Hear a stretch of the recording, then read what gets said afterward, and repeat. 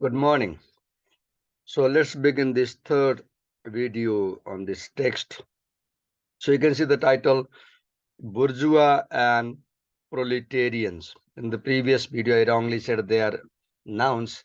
Bourgeois is adjective. Proletarian is adjective.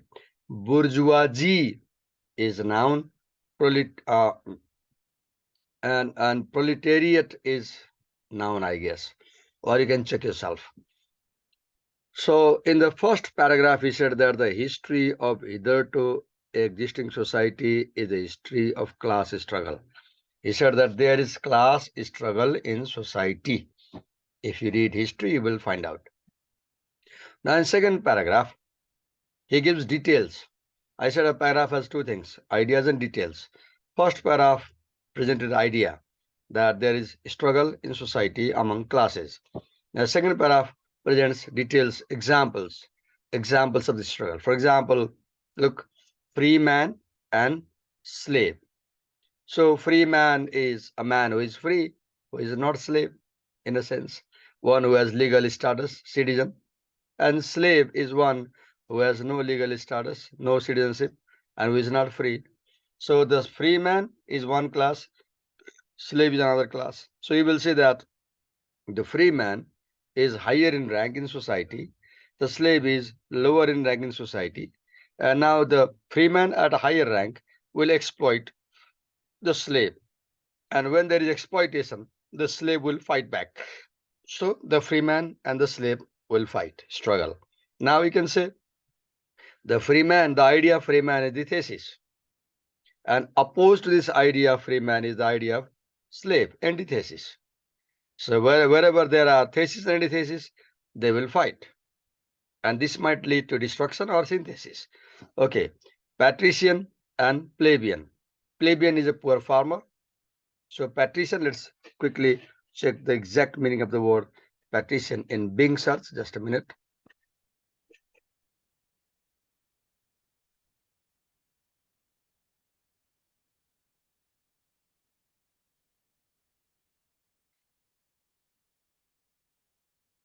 Okay, quickly.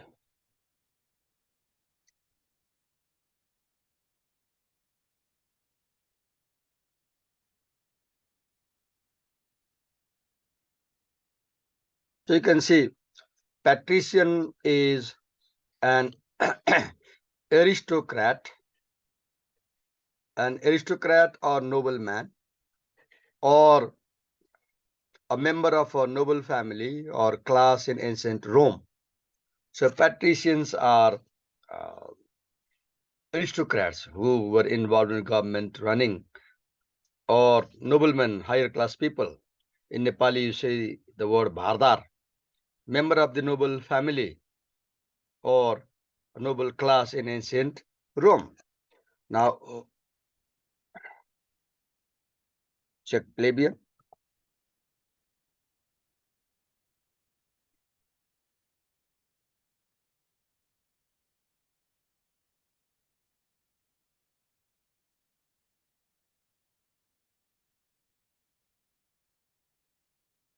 So plebeian is a commoner, ordinary person, right? Commoner, uh, a member of the lower social class, or a member of the Roman plebs. It can also be an adjective meaning of or belonging to the commoners of ancient Rome, like farmers, right? Belonging to the lower social class or lacking in refinement. So, patrician, upper class, plebeian, lower class. Now, the patrician who is above the plebeian in rank, social rank, the patrician will exploit the plebeian, the commoner. So, the commoner will fight back, right? Then you have lord and serf. So uh, let's quickly check the meaning of serf.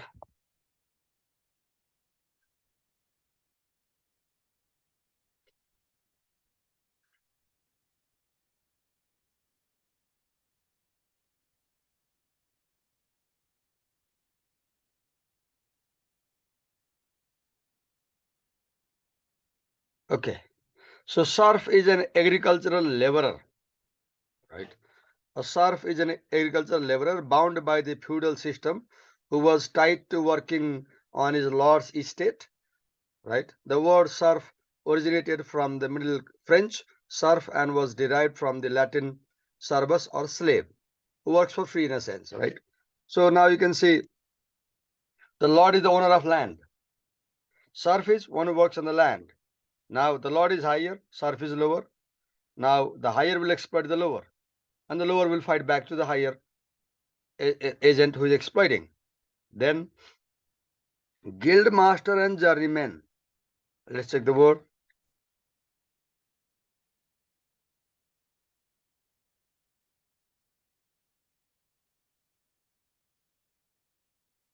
What is a guild master?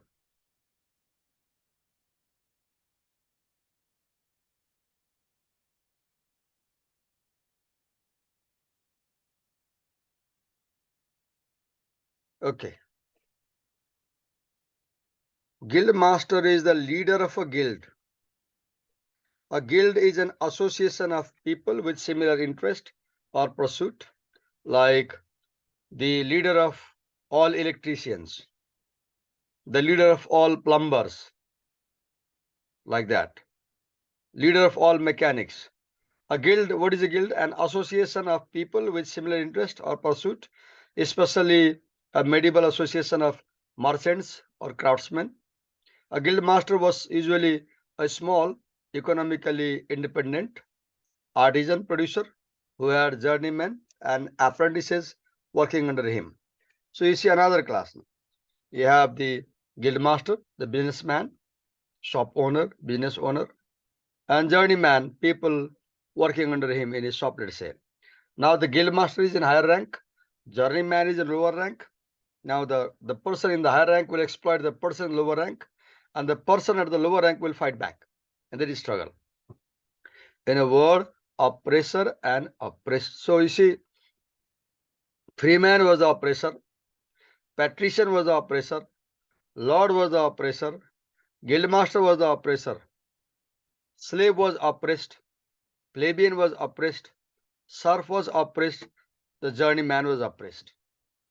So right in the opening sentence in second paragraph, Marx gives the example of class struggle and class exploitation.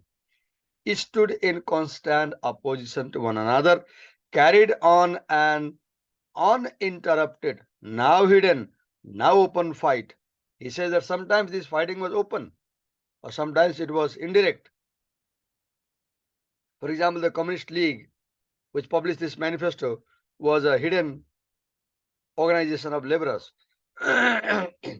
A fight that each time ended either in a revolutionary reconstruction of society at large or in the common ruin of the contending classes. There were two consequences. Either in this fight, both the freeman and slave got destroyed, both patrician and plebeian got destroyed, both lord and serf got destroyed, both guildmaster and journeyman got destroyed, or the slave defeated the freeman, the plebeian defeated the patrician, the serf defeated the lord, the journeyman defeated the guildmaster, and society was reconstructed, restructured, and the society moved ahead. So this class struggle has two consequences. Either both parties get destroyed or one defeats another. Normally, we'll see that it is the antithesis that defeats the thesis. And there is synthesis between the two opposing ideas, and new idea is born. This is how society moves ahead. We call this dialectic materialism. There are opposing forces in society. There are opposing forces. These opposing forces struggle, and this struggle ends in a synthesis of the two opposing forces. And from this synthesis, a new force is born. And this new force is progressive in nature. This new force is a revolutionary in nature. And this is how society develops, the world develops. So let me wrap up. In paragraph 1, Karl Marx began with the idea that there is always class struggle in society. There are classes, and these classes groups, and they fight among one another because one class is higher in rank, another class is lower in rank, and the class in higher rank exploits the class in lower rank. In paragraph 2, he gives example. What examples?